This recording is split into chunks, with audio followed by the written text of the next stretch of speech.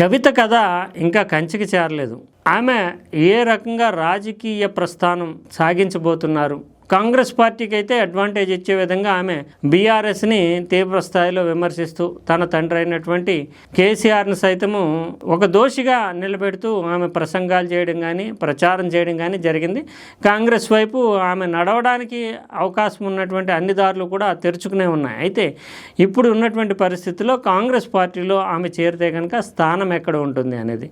మరోవైపు ఆమె తనను తాను రాష్ట్ర స్థాయి నాయకురాలుగా నిరూపించుకుని, అంటే బీఆర్ఎస్ ముద్ర టీఆర్ఎస్ ముద్ర లేకుండా తనను తాను ఇండివిజువల్గా రాష్ట్ర స్థాయి నాయకురాలుగా నిరూపించుకున్న తర్వాత ఒక ప్రాంతీయ పార్టీ పెట్టుకుని తన ముద్రను చూపించిన తర్వాత జాతీయ పార్టీలతో బేరమాడుకుంటే మంచి పొజిషన్ వస్తుంది కనుక ఆ ప్రయత్నాలు కూడా చేస్తున్నట్లుగా రాజకీయ వర్గాలు భావిస్తున్నాయి. అయితే అందుకు అంటే ప్రాంతీయ పార్టీకి స్కోప్ ఎంతవరకు ఉంది?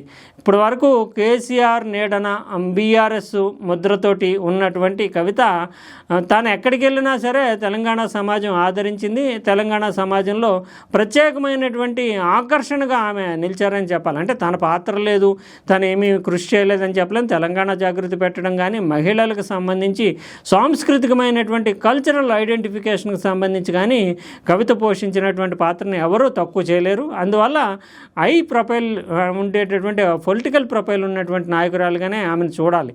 ఆమెకు ఉండేటటువంటి లీడర్షిప్ క్వాలిటీస్ని ఎవరూ తక్కువ చేయలేరు. అయితే తెలంగాణలో పొలిటికల్గా ప్రాంతీయ పార్టీ పెడితే ఉండేటటువంటి స్కోప్ ఎంతవరకు అంటే, ఒక ప్రాంతీయ పార్టీ బీఆర్ఎస్ ఉన్నంత వరకు, అందులోని బీఆర్ఎస్ భవిష్యత్తులో మళ్ళీ ఇప్పుడు ప్రస్తుతం చూస్తే కనుక బీఆర్ఎస్ అని పార్టీ పేరు మార్చుకున్నప్పటికీ అటు మహారాష్ట్రలో కానీ, ఇటు కర్ణాటకలో కానీ, ఆంధ్రప్రదేశ్లో కానీ తొలి దశలో బీఆర్ఎస్గా మార్చిన తర్వాత ఇక్కడ యాక్టివిటీస్ చేపట్టారు. కానీ ఇప్పుడు తెలంగాణకు మాత్రమే ప్రత్యేకంగా పరిమితమైంది. భవిష్యత్తులో బీఆర్ఎస్ అనే పేరును కూడా టీఆర్ఎస్గా మళ్ళీ మార్చుకుంటారనే వాదన వినవస్తుంది. ఈ నేపథ్యంలో బలమైనటువంటి ఒక ప్రాంతీయ పార్టీ బీఆర్ఎస్ ఉండగా మరో ప్రాంతీయ పార్టీకి స్కోప్ ఉంటుందా అంటే, ఇక్కడ చాలా ప్రయోగాలు జరిగాయి. తెలంగాణలో విభిన్నమైనటువంటి వాదనలు, విభిన్నమైనటువంటి రాజకీయ ఆశలు, విభిన్న ఉద్యమాలకి కూడా వేదిక కావడం వల్ల తెలంగాణ ఏర్పాటైన తర్వాతే తెలంగాణ జనసమితి అంటూ కోదండరామ్కు ఉండేటటువంటి ఒక హై ప్రొఫైల్, ఆయన కూడా రాజకీయ ఐక్యవేదిక నిర్మించి అన్ని రాజకీయ పార్టీలు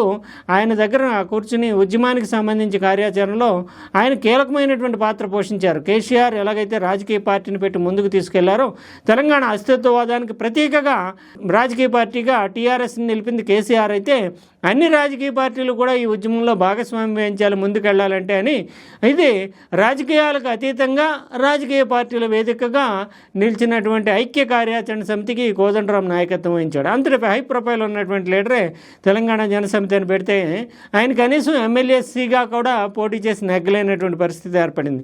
అంటే ఇంటలెక్చువల్ వర్గాల్లో కూడా ఆయనకి పెద్దగా ఆదరణ లభించలేదు. అంటే ఒకే ఒకరు ఎవరైతే అస్తిత్వవాదానికి ప్రతీకగా ఉంటూ ఉద్యమంలో కీలకంగా ఉంటూ అసలు రాష్ట్రం తెచ్చారని ప్రజలు భావిస్తారో వాళ్ళకే పట్టం కడతారు తప్ప మిగిలినటువంటి ఇంటి తెలంగాణ అని కానీ, లేదంటే ఆ మధ్యకాలంలో పెట్టినటువంటి విజయశాంతి, ఆమె కూడా సినీ స్టార్ కానీ ప్రొఫైల్ ఉండేటటువంటి లీడర్. విజయశాంతి పెట్టినటువంటి పార్టీ కానీ, ఆ తర్వాత దేవేంద్ర గౌడ్ పెట్టినటువంటి పార్టీకి ఇవేవి కూడా రాజకీయంగా ఎటువంటి ప్రభావాన్ని చూపకుండా మకలో పుట్టి పొబ్బలో కలిసిపోయినటువంటి పార్టీలు కానీ చెప్పాలి. అంటే ఉన్నప్పటికీ, ఇప్పుడు కోదండరాం పార్టీ ఉన్నప్పటికీ కూడా దానికి ఉండే రాజకీయ ప్రాధాన్యం కానీ ప్రాచుర్యం కానీ ఏమీ లేదు. కోదండరాంకి ఇండివిజువల్గా ఉండేటటువంటి ప్రాధాన్యమే తప్ప పార్టీగా ఆయన సాధించింది ఏమీ లేదు. ఇదే గతం నుంచి చూసుకున్నా కూడా ఒక పార్టీ, ఒక ఉద్యమం, ఒక అస్తిత్వవాదం ఉన్నప్పుడు ఆ నాయకులు ఎదగడము, నాయకులకు ఉండే ప్రత్యేక గుర్తింపు వేరు. అదే సమయంలో ఒక రాజకీయ పార్టీగా రూపం మార్చుకున్న తర్వాత వచ్చేటటువంటి గుర్తింపు వేరు. అందులోని ఇక్కడ తెలంగాణ రాష్ట్ర సమితి, భారత రాష్ట్ర సమితి ఉండడం ఒకటి, ప్రాంతీయ పార్టీగా బలంగా ఉండడం ఒకటి, మరోవైపు జాతీయ పార్టీ అయినటువంటి కాంగ్రెస్ అధికారంలో ఉండడము, భారతీయ జనతా పార్టీ పోటీ పడ్డము. రెండు జాతీయ పార్టీలు, ఒక ప్రాంతీయ పార్టీ ఉన్న నేపథ్యంలో ఇక మిగిలినటువంటి స్కోప్ ఎంతవరకు ఉంటుంది అంటే, ఖచ్చితంగా గత అనుభవాల్ని ఈ సందర్భంగా గుర్తు చేసుకోవాల్సి ఉంటుంది. ఎన్టీ రామారావు తెలుగుదేశం పార్టీ పెట్టడము, తర్వాత ఆయన నుంచి చంద్రబాబు నాయుడు ఆ పార్టీకి ఆధిక్యం సాధించి ఆయన అధ్యక్షుడు కావడము, ఎన్టీ రామారావు ఉండగానే ఆయన పదవి నుంచి దిగిపోవడము, తర్వాత ఆ సెంటిమెంట్ని ఎన్కాష్ చేసుకోవాలంటూ లక్ష్మీ పార్వతి ప్రజల్లోకి వెళ్ళడము, అంటే తెలుగుదేశం పార్టీ ఎన్టీఆర్ లక్ష్మీ పార్వతి అంటూ ఆమె ప్రజల్లోకి వెళ్ళడము. ఆ సందర్భంగా వేల మంది ఆమె సభలకి హాజరయ్యారు. అంటే ప్రజలు రావడము, సభల్లో ఆమెను చూడడము, ఎన్టీ రామారావు స్వీకరించినటువంటి ధర్మపత్ని ఎలా ఉంటుంది అనే ఆసక్తి, రకరకాలైనటువంటి గ్లామర్ ఉంటుంది కాబట్టి ఆమెను చూడడానికి చాలా రాజకీయంగా పొలిటికల్గా ఆమెకుంటే గ్లామర్ అప్పట్లో 96లో తొలిసారి ఆమె స్వతంత్రంగా జనంలోకి తెలుగుదేశం ఎన్టీఆర్ లక్ష్మీ పార్వతి అంటూ వెళ్ళినప్పటికీ జనం ఆమెను ఆదరించలేదు, కనీసం నెగ్గలేదు. కానీ వేల మంది ఆమె సభలకి విరగబడి వచ్చేవారు. ఓట్లు కూడా బాగానే తెచ్చుకుంది. కానీ పార్టీని నిలబెట్టడం కానీ నడపడం కానీ సాధ్యం కాలేదు. ఎటువంటి ముద్ర వేయకుండానే ఆమె రాజకీయంగా ఒక రకంగా చెప్పాలంటే తెరమరుగైనటువంటి వాతావరణం. అదే సమయంలో ఎన్టీ రామారావు కొడుగ్గా నందమూరి హరికృష్ణ కూడా అన్న తెలుగుదేశం అంటూ పార్టీ పెట్టడము, ఎటువంటి ప్రభావం లేకుండా ఆయన మళ్ళీ తెలుగుదేశంలోనే కలిసిపోవడం, ఇవన్నీ జరిగినాయి.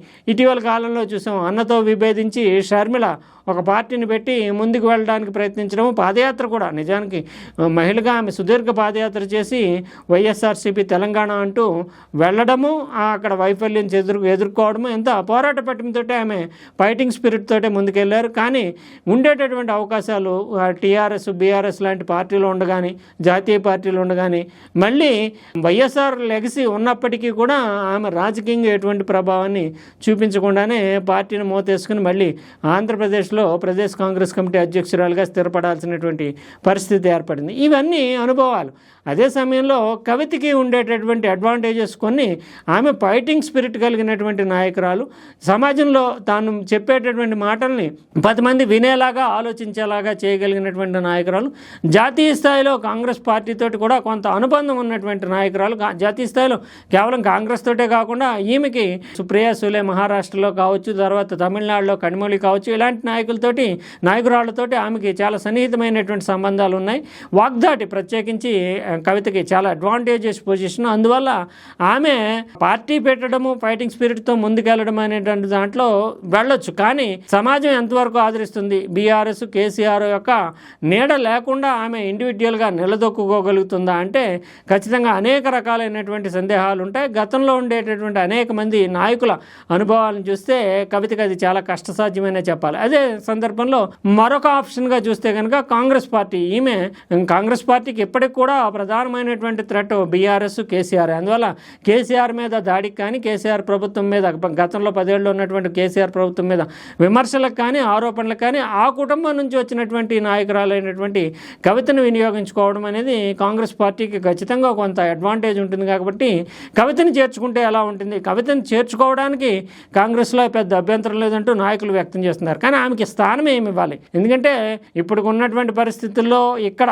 తెలంగాణ సమాజంలో ముఖ్యమంత్రిగా ఉన్నటువంటి రేవంత్ రెడ్డి నెంబర్ 1 పొజిషన్లో ఉంటే, ఇటీవల కాలంలోనే క్లైమ్ చేశాడు మహేష్ కుమార్ గౌడ్ తాను నెంబర్ 2 అంటూ, అంటే పీసీసీ అధ్యక్షుడు. ఇంక మిగిలిన వాళ్ళంతా కూడా మంత్రులుగా తమ పదవులకు మాత్రమే పరిమితం అవుతారు తప్ప నెంబర్ 1 నెంబర్ 2 పొజిషన్లు ఖాళీ లేవనేది కాంగ్రెస్ పార్టీ తేల్చి చెప్తుంది. అది వాస్తవం కూడా. ఇప్పుడు కవిత వచ్చిన వెంటనే ఆమెకు అగ్రభూమిక ఇస్తే కనుక కాంగ్రెస్ వర్గాలే కాకుండా ప్రజల్లో సెంటిమెంట్ కూడా కుటుంబాన్ని చీల్చి కవితకి పదవి ఇచ్చారు, ఇది కుట్ర అనేటటువంటి ధోరణిలో రాజకీయంగా బూమ్రాంగ్ అయ్యేటటువంటి పరిస్థితి ఉంటుంది. అందువల్ల కవితని కాంగ్రెస్లో చేర్చుకున్న రాష్ట్రంలో ఆమె సేవల్ని ఎంత మేరకు వినియోగించుకోగలము అధికారికమైనటువంటి పద్ధతిలో? ఆమె హై ప్రొఫైల్ లీడరే కాకుండా ఆమె యాంబిషన్స్ కూడా చాలా పెద్దగా ఉంటాయి.